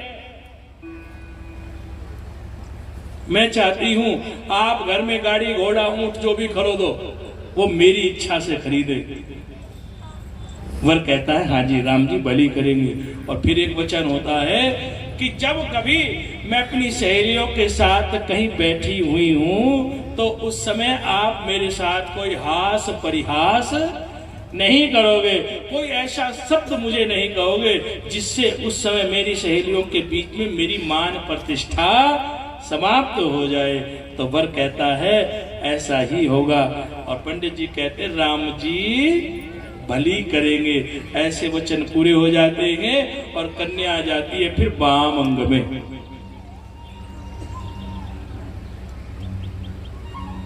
तो आज सती पार्वती बैठी हैं और महादेव से नमन करते हुए एकांत बैठकर अपनी सहेलियों से वार्ता करती है। सहेलियों ने कहा है, गण बनाओ ना तुम भी, ताकि महादेव भी जब यहां आए तो वो भी उससे आज्ञा ले। महादेव को कुछ नहीं पता है। देखो विचार करना, भगवान शिव के कितने पुत्र हैं? कितने पुत्र जानते हैं आप? बताओ शिव के कितने पुत्र हैं? हम आपको अनेकों पुत्र की कथा सुनाएंगे आज। आप दो ही जानते हैं, और भी अनेकों अनेक है। पार्वती सोचने लगी और तभी पार्वती ने अपने शरीर से जो बूटन लगा हुआ था उसको उतारा और उससे एक गण तैयार किया। मिट्टी का गणेश जो बनाते हैं, आज भी जब पूजा होती है तो क्या कहते हैं पंडित लोग, मिट्टी लेके आओ, मिट्टी का गणेश बनाएंगे। क्योंकि पार्वती जी ने जब गणेश जी का निर्माण किया तो मैल उतारकर उससे किया था। वो गण बनाया और फिर अपने तपोबल से उसके अंदर प्राणों का संचार कर दिया और वो गण तैयार हो गया। जब वो गण तैयार हुआ तो सब दर्शन करने लगे। बोलो गणपति जी महाराज की जय, बोलो गणेश जी महाराज की जय। गजाननं भूत गणाधिसेवितं कपेत जम्बो फलचारुभक्षणम् उमासुतं शोकविनाशकारकं नमामि विघ्नेश्वर पाद पंकजम्। सब गणेश जी को मिलने के लिए आ रहे हैं। जब घर में बालक होता ना, सब दर्शन करने के लिए आते हैं। तो भैया दर्शन करने के लिए कौन आ गया? शनि देवता। जानते हो शनि को? अच्छा ये बताओ शनि किसे किसे अच्छा लगता है? हाथ उठाओ जो शनि जिसे अच्छा लगता है। शनि, आप चाहते हो आपके घर में शनि आ जाए? लक्ष्मी किसे किसे अच्छी लगती है? हाथ उठाओ, दोनों हाथ ऊपर उठा करके बताओ लक्ष्मी के सपोर्टर कितने हैं? 1 2 3 4 5 6 7। अब नीचे कर लो। अब वो हाथ उठाओ जो शनि देवता के सपोर्टर है। कम है। शनि से सबको डर लगता है। अच्छा जी, एक बार ना लक्ष्मी जी में और गणेश जी में, लक्ष्मी जी में और शनि में, दोनों में झगड़ा हो गया।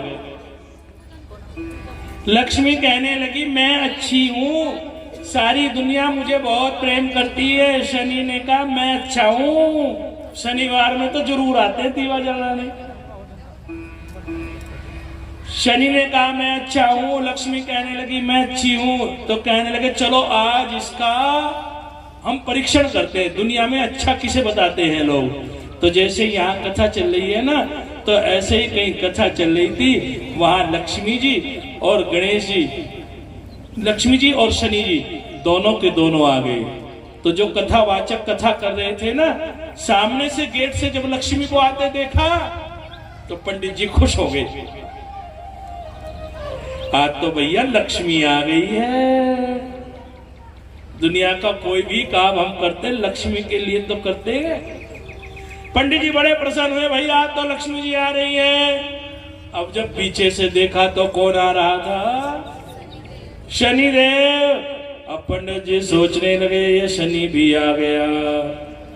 और जब ये आ जाता है ना, तो भैया कभी कभी ये 2.5 साल के लिए आता है ढैया, और कभी कभी आता है 7.5 साल के लिए, जिसे कहते 7.5।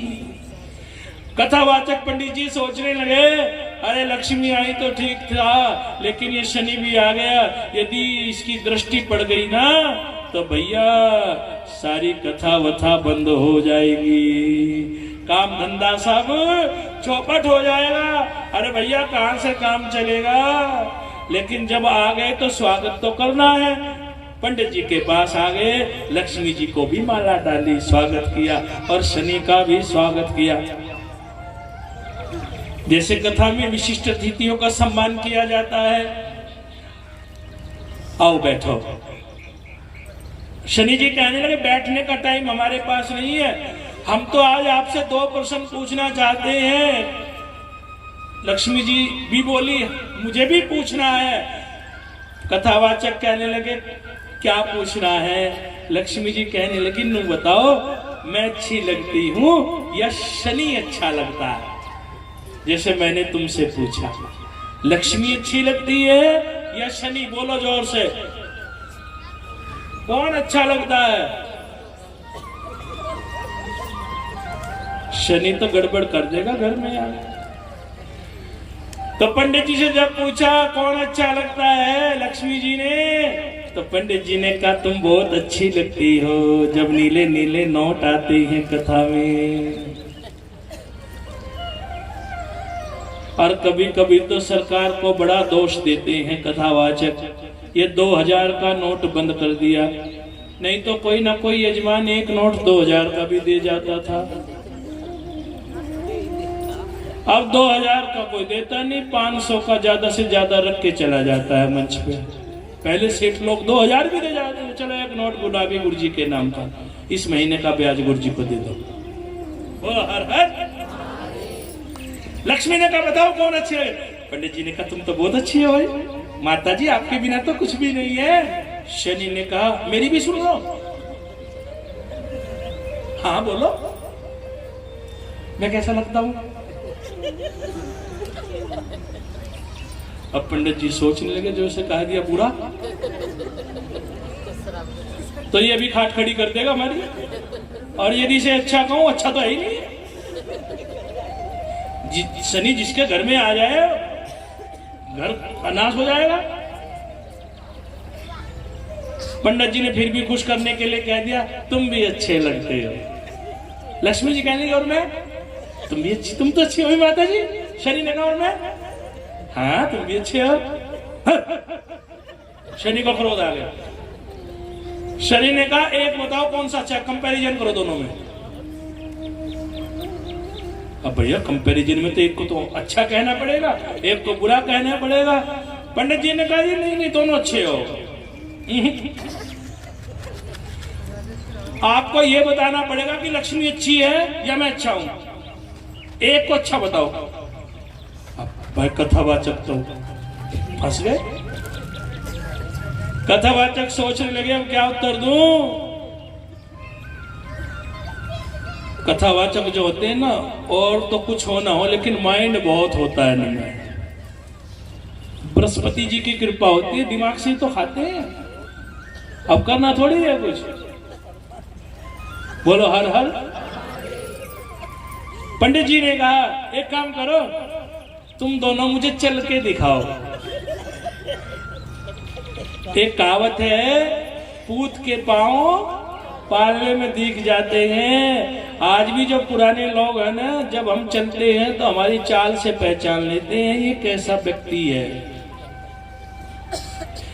तो लक्ष्मी जी चलने लगी और शनि भी चलने लगे। बाहर गेट पे, जैसा आपका गेट है ना, ऐसे सामने खड़े हो गए लक्ष्मी और शनि। लक्ष्मी जी से कहा मेरी तरफ आओ। लक्ष्मी जी आने लगी। शनि ने कहा और मैं, वो भी आने लगे। शनि भी पीछे पे, तुम रुको। लक्ष्मी जी आई, जिधर मेरी ओर को मुंह कर लिया, पीछे से आने लगी। पंडित जी बड़े खुश हुए। शनि ने कहा और मैं, कहने तुम भी चलो। कहने कहा, कहने मेरी तरफ कौन आओ। कहने और ये जो रास्ता है ना बाहर की तरफ चलो। शनि ने कहा अच्छा कौन लग रहा है। कहने दोनों अच्छे लग रहे हो। अब ये क्या बात हुई, कंपैरिजन। बताओ एक अच्छा कौन है। कथावाचक ने कहा दोनों अच्छे लग रहे हो। नहीं एक, अरे सुनो तो सही, अच्छे दोनों लग रहे हो लेकिन दोनों की कंडीशन अलग अलग है। वो कैसे। लक्ष्मी माता जी तुम भी अच्छी लग रही हो, तुम आती हुई अच्छी लग रही हो, और शनि तुम जाते हुए अच्छे लग रहे हो। तो भैया जब गणेश जी का जन्म हुआ ना, तो जैसे सब देखने के लिए आते हैं ना बालक को, तो शनि देवता भी आ गए। तो जब शनि आए ना, तो उन्होंने अपनी गर्दन नीचे की हुई थी ऐसे। पार्वती ने कहा भाई तुम कौन हो, तुम मुंह ऊपर क्यों नहीं करते, तुमने अपनी गर्दन नीचे क्यों की हुई है, आंखें नीचे क्यों की है। शनि ने कहा माता मैं तुम्हारे बेटे का दर्शन करने आया हूं, तो कर लो दर्शन। मां मेरे अंदर एक दोष है। क्या। मां मैं जब दृष्टि किसी पे डालता हूं ना, तो उसका अनहित हो जाता है, इसलिए मैं डर रहा हूं। पार्वती ने कहा कुछ नहीं होगा, तुम भी दर्शन करो। कथा आती है, ये कथा शिव पुराण की नहीं है, ये कथा ब्रह्मा पुराण की,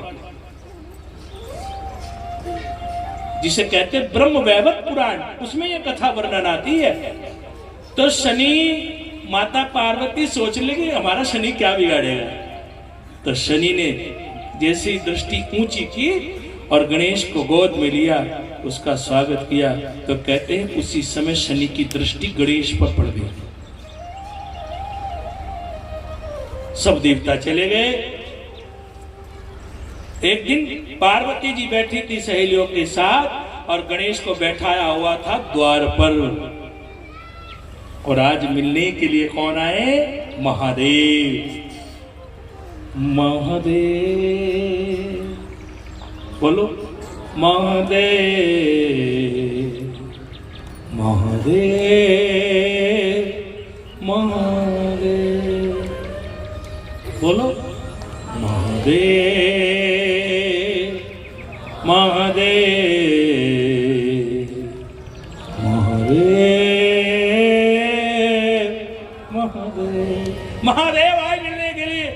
और भैया जब कोई व्यक्ति अपने घर में जाता है और कोई उसे घर पे रोके, दूसरे के घर जाए कोई रोके तो ठीक है, अपने घर में भी रोके तो क्रोध आएगा ना। आज गणेश जी ने रोक दिया, तुम अंदर नहीं जा सकते हो, मेरी मां का आदेश है। महादेव ने कहा भाई तुम कौन? तो कहा मैं हूं पार्वती का पुत्र, मेरी मां है पार्वती। पार्वती। तो महादेव ने कहा तुम हमें नहीं जानते?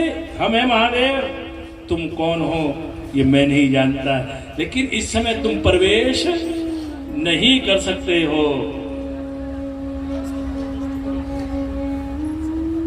महादेव को क्रोध आ गया।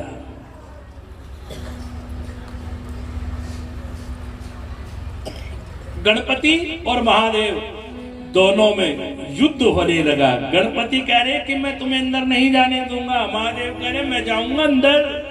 अब दोनों में जब झगड़ा हुआ, इतना क्रोध महादेव को आया, बिल्कुल ऐसी आंखें लाल हो गई जिस समय राजा दक्ष के यहां गए थे। और उस क्रोध में मैंने कहा ना, क्रोध पे आप अपना कमांड करके रखो, ये क्रोध उजाड़ देता है। न जाने कितने घर बर्बाद हो गए इस क्रोध में। गुस्से को छोड़ दो। जब क्रोध बढ़ जाता है तो व्यक्ति जहर खाकर मर जाता है। जब क्रोध आता है तो छत से कूद कर मर जाता है। क्रोध आता है तो जलकर मर जाता है। क्रोध आता है तो रेल के नीचे कटकर मर जाता है। ये क्रोध की अंतिम सीमा है। घर उजड़ने में सबसे मुख्य कारण होता है क्रोध। महादेव को इतना क्रोध आया, सब कुछ भूल गए और उस बालक का शीश काट दिया। जैसे शीश कटा तो मां आ गई पार्वती। पार्वती ने कहा महादेव ये क्या किया आपने? ये मेरा पुत्र है, आपने इतने गण बनाए, हमने कुछ नहीं कहा। एक गण मैंने अपना बनाया और आपने उसे मार दिया। ये अच्छा नहीं किया। महादेव मां बेटे का है इस जग में बड़ा ही निर्मल नाता। पूत कपूत सुने हैं फिर नहीं, माता सुनी कुमाता। रोने लगी। पूछो उस मां से जिसका पुत्र उसकी आंखों के सामने इस संसार को छोड़कर चला जाता है। आज शीश अलग है, धड़ अलग है। आज पहली बार महादेव ने पार्वती को रुदन करते हुए देखा। इतना प्यार करेगा कौन जितना मां करती है। इतना ध्यान धरेगा कौन जितना मां धरती है। मां तो रोने लगी। तो महादेव ने कहा तू चिंता मत कर, यदि मेरे अंदर मारने की भी सामर्थ्य है तो उसे जिंदा करने की सामर्थ्य भी मैं रखता हूं। तुझे अपना पुत्र चाहिए ना, तेरा पुत्र तुझे मिलेगा।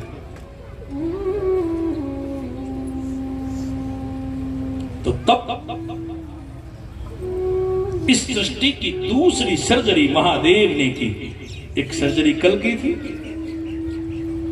राजा दक्ष को बकरे का शीश लगाया और आज उस गण को शीश लगाया हाथी का। पार्वती कहने लगी कैसा बालक बना दिया तुमने मेरा, इसे कोई देख करके खुश होगा, लोग इसका परिहास करेंगे, इसका मुख देखो आपने कैसा लगाया है। महादेव ने कहा मैं आशीर्वाद देता हूं, आज के बाद संसार में जब देवों की पूजा होगी तो सबसे पहली पूजा तेरे पुत्र की होगी। हरि ओम गणानान्त्वा गणपति गुंगवामहे प्रियानान्त्वा प्रियपति गुंगवामहे निधिनान्त्वा निधिपति गुंगवामहे बसो ममहं जानि ग्रभदमत्वज शीघ्रवदम्। हरि ओम स्वस्ति न इंद्रो वृदा सर्वाः स्वस्ति न पूषा विश्ववेदाः स्वस्ति नस्तारक्षो अरिष्टनेमि स्वस्ति नः बृहस्पतिर्दधातु। गजाननं भूतगणाधिसेवितं कपितजम्बूफलचारुभक्षणं उमासुतं शोकविनाशकारकं नमामि विघ्नेश्वरपादपङ्कजं सुमुखश्चैकदन्तश्च कपिलोकजकर्णकः लम्बोदरश्च विट्टो विघ्नाशो विनायकः धूम्रकेतुर्गणाध्यक्षो बालचन्द्र गजानन द्वादशैतानि नामानि ये पठेत् शृणुयादपि विद्यारम्भे विवाहे च प्रवेशे निर्गमे तथा संग्रामे संकटे च विघ्नस्तस्य न जायते। वक्रतुण्ड महाकाय कोटि सूर्य संप्रभ निर्विघ्नं कुरु मे देव सर्वकार्येषु सर्वदा। बोलो गणपति भगवान की, बोलो गणपति भगवान की, बोलो गणेश जी महाराज की। महादेव ने कहा सृष्टि में जब मेरी पूजा होगी तो मेरे से पहले तेरे पुत्र गणेश की पूजा होगी, और तब से महादेव की पूजा सृष्टि में सबसे पहले की जाती है। बोलो हर हर, बोलो हर हर। आज की कथा को हम यहीं विश्राम देंगे। आगे महाराज जी का संदेश जो आया है वो मैं आपको सुनाऊंगा। बोलो हर हर महादेव, बोलो हर हर। एक भजन सुना दो, महाराज जी की इच्छा वो रखा है मेरे पास, उनका संकेत। महाराज जी को तो खुश करना है, हैं? उसे मिल गए दोनों जहां जिसे तूने अपना बना लिया। आइए, बड़ा प्यारा भजन। उसके बाद कल बड़ी प्यारी कथा सुनाएंगे हम आपको। बता दो, कल आपको बताएंगे पशुपतिनाथ व्रत क्यों करते हैं। शिव महापुराण का सबसे पवित्र उत्तम व्रत पशुपतिनाथ। कैसे बने भगवान पशुपतिनाथ, क्यों करी जाती है पशुपतिनाथ की पूजा, ये कथा कल के प्रसंग में हम सुनाएंगे। और कैसे गणपति ने की माता पिता की प्रदक्षिणा, ये कथाएं कल के प्रसंग में रहेंगी। आप अवश्य आए, कथा श्रवण करें। बोलो हर हर महादेव। कभी शिव से मन को लगा कर तो देखो। बोलना, भजन जब सुनाऊंगा जब आप बोलोगे। हाँ बोलो ना।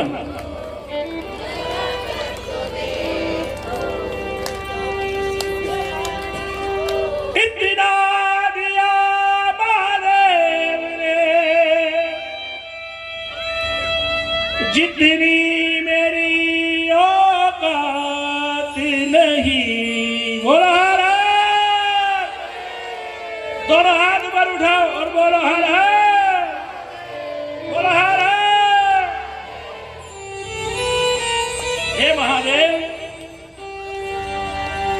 इतना दिया महादेव ने, जितनी मेरी औकात नहीं। ये तेरा करम है मुझ पर, वरना मुझ में तो ऐसी बात नहीं।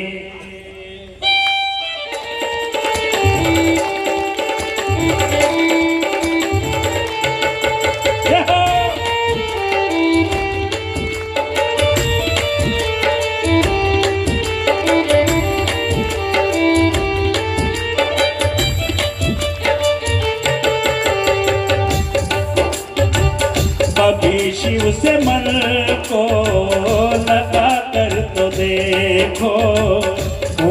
शिव से मन को लगा कर तो देखो, अभी शिव से मन को लगा कर तो देखो। बोलो, अभी शिव से मन को लगा कर तो देखो, अभी शिव से मन को लगा कर तो देखो। अभी शिव से मन को लगा कर तो देखो। चले आएंगे, चले आएंगे शिव बुला कर तो देखो। चले आएंगे, लगा कर तो देखो। सभी बोलेंगे।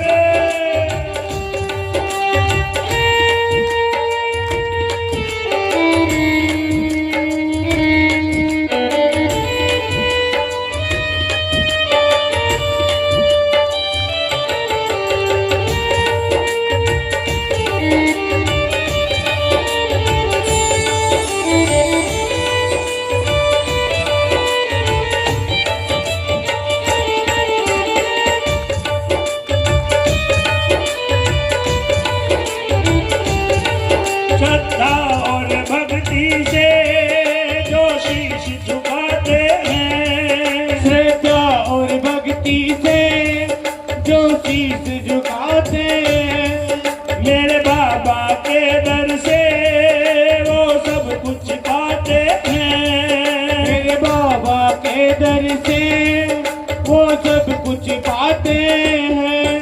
श्रद्धा और भक्ति से जो शीश झुकाते हैं, श्रद्धा और भक्ति से जो शीश झुकाते हैं, मेरे बाबा के दर से वो सब कुछ पाते हैं।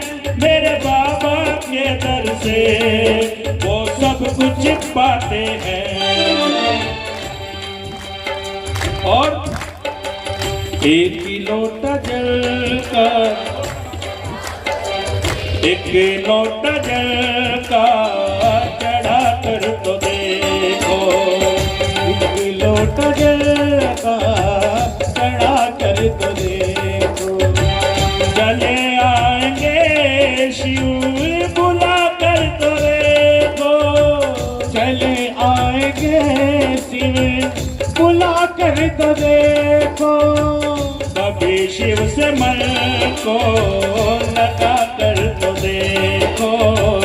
कभी मन को शिव से लगा कर तो देखो।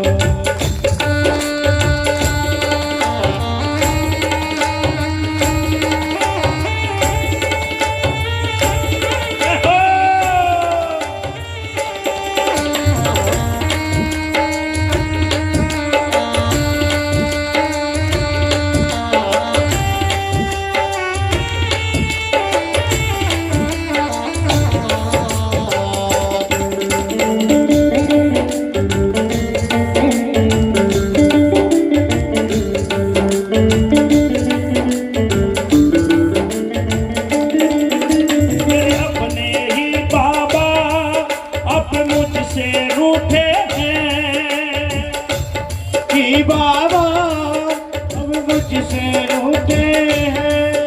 एक तू ही सच्चा है, सब रिश्ते झूठे हैं। एक तू ही सच्चा है, सब रिश्ते झूठे हैं। मेरे अपने ही बाबा सब मुझसे रूठे हैं। मेरे अपने ही बाबा सब मुझसे रूठे हैं। एक तू ही सच्चा है, सब रिश्ते झूठे हैं। एक तू ही सच्चा है, सब रिश्ते झूठे हैं। एक तू ही सच्चा है, सब रिश्ते झूठे हैं। आंखों से आंखें मिला कर तो देखो। आंखों से आंखें मिला कर तो देखो। चले आएंगे शिव बुला कर तो देखो।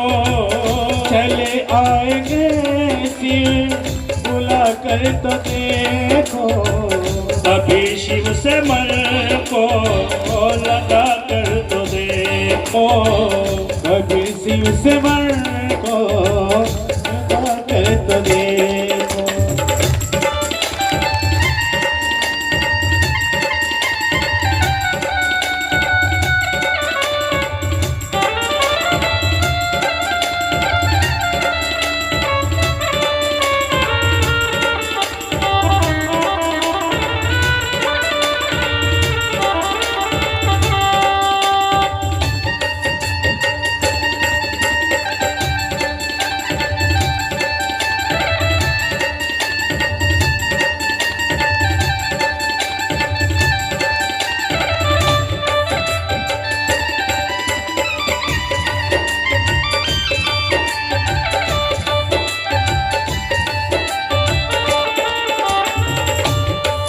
अब तेरे भरोसे ही मेरी जीवन नैया है, अब तेरे भरोसे ही मेरी जीवन नैया है, अब तेरे भरोसे ही मेरी जीवन नैया है, अब तेरे भरोसे ही मेरी जीवन नैया है।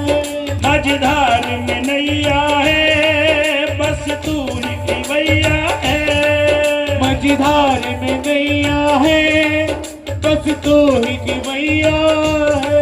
सब बोले आप उठा करके, अब तेरे भरोसे ही मेरी जीवन नैया है, अब तेरे भरोसे ही मेरी जीवन नैया है।